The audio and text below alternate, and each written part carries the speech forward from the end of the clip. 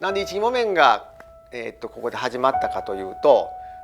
そこに一木川っていう川があるんですよね。でその一木川は昔からその塩害といって波の高い時とか多分この海の潮が川を逆流して田んぼとかに流れてくるようなところだったんで、あんまり農作物が塩害でなりにくくなるいうことがよくあったと思うんです。副業としてやっぱりもともと木綿織りが盛んやったんですよね。明治時代ですね。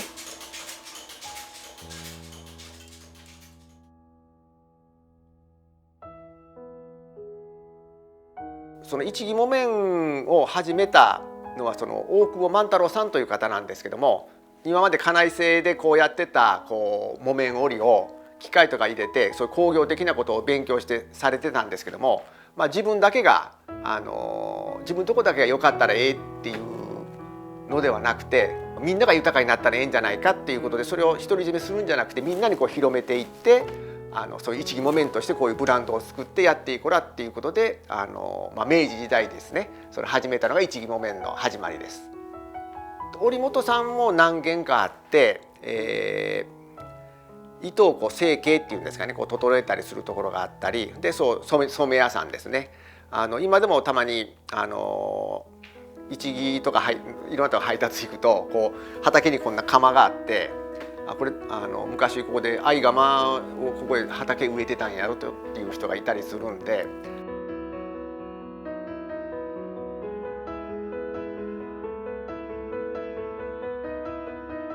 織物の糸というのは普通単糸と双糸ってあるんです。双糸っていうのはいくつかの糸を寄ってあるんですよね。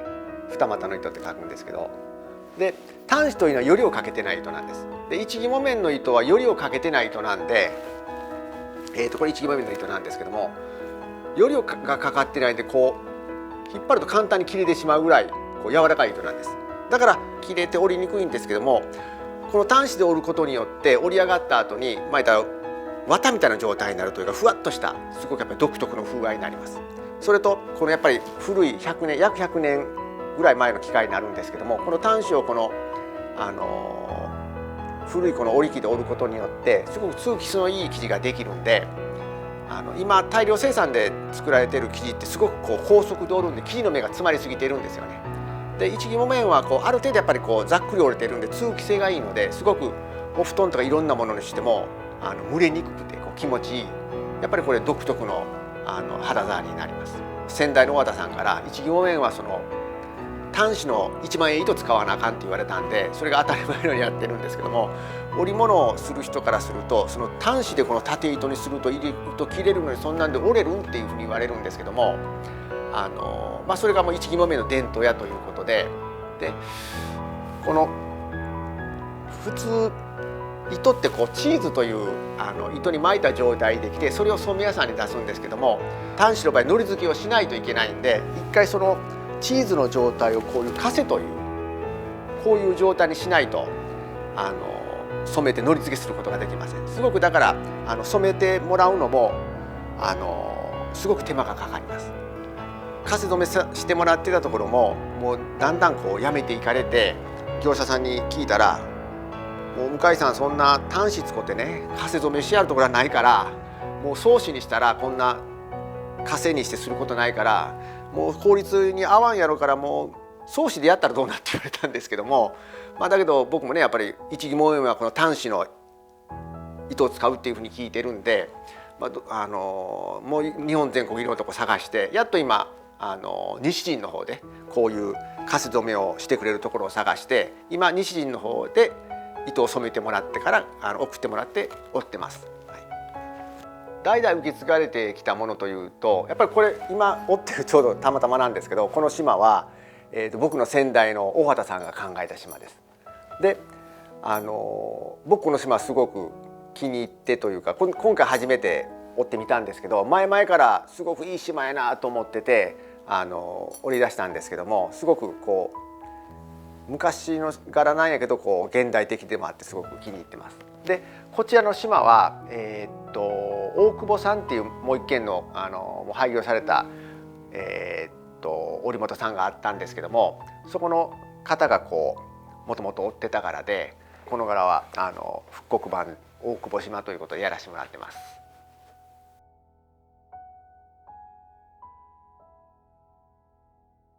そうですね、それこそ仕入れていろんなものをこう作ってて、やっぱりすごくお客さんからも喜んでもらって、一木木綿のこういう座布団とかできるんやっていうことで、それから何年かした時に大和さんがやっぱりちょっと高齢になられて、目もちょっとこう糸を見にくくなったんで、もうやめてしまうんやよっていうことやったんですよね。でその時にもう一件織本さんもあったんですけども、その方は大和さんにまださらに高齢やったんで、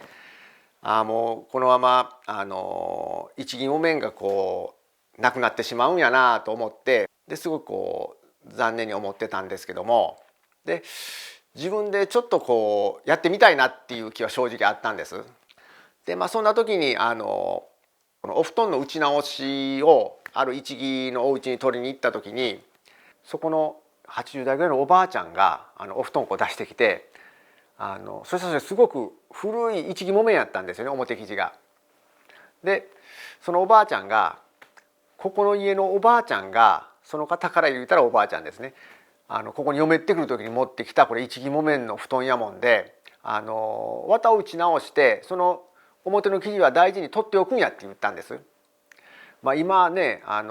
何でも大量生産で使い捨ての時代なんで、もう新しい布団の側に変えた時は古い側ってもう捨ててしまうんですけども、そのおばあちゃんはやっぱりこうね、そこの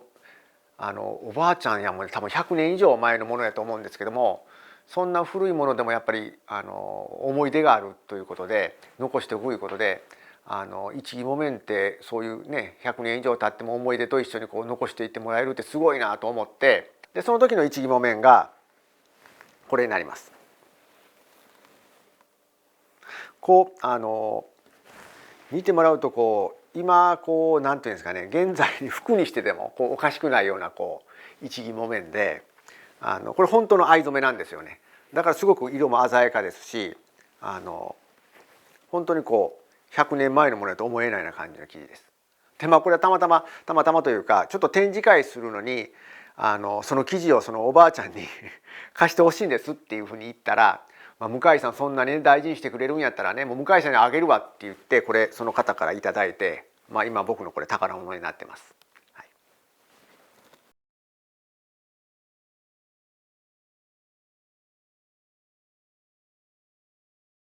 い、やっぱりそのねやりたいって思ったんですけども、僕やっぱ熊野市に住んでる人間なんで、熊野の人間がせっかく代々皆さん、ね、一木の方がやってきた一木木綿をやるっていうことにがええんかなっていうところやっぱ葛藤があって、その時にその僕昔からその剣道をしてて、剣道の先生の西康成先生という方がちょうど一木の区長さんその時されてたんで、ちょっと西先生と相談に行ったんですよね。で西先生に「いや高校で僕ちょっと一木木綿をね、熊野の人間やけどやってみたいと思うんやけど先生どうです?」って言ったら「お前やったらええやないか」ってこう言うてくれたんですよね。そうやって言うてもらったらすごくなんかこう気持ち的にも楽になって、でそれから大畑さんに僕もこの一木木綿せっかく出会えて、できた一木木綿もちょっとでも残していけたらと思うんで、この機械と工場と貸していただいて、ちょっと織るのも教えていただけないですかっていうふうに言ったら、大畑さんが、一木木綿が残ってくんやったらいいよっていうことで、ここの工場と機械と貸してもらって教えてもらうことになりました。はい、向かいの広高いこの度明治の御に始まる一木木綿を残し伝えんと力を設置する工場を設けんと、南室郡美浜町下一木新たなる家室をあがない求め、一木木綿の名をいやますますに世に広しめたまい、末長に伝えしめたまい、世の守り日の守りに守り恵み咲き生えたまえ、かしこみも回す。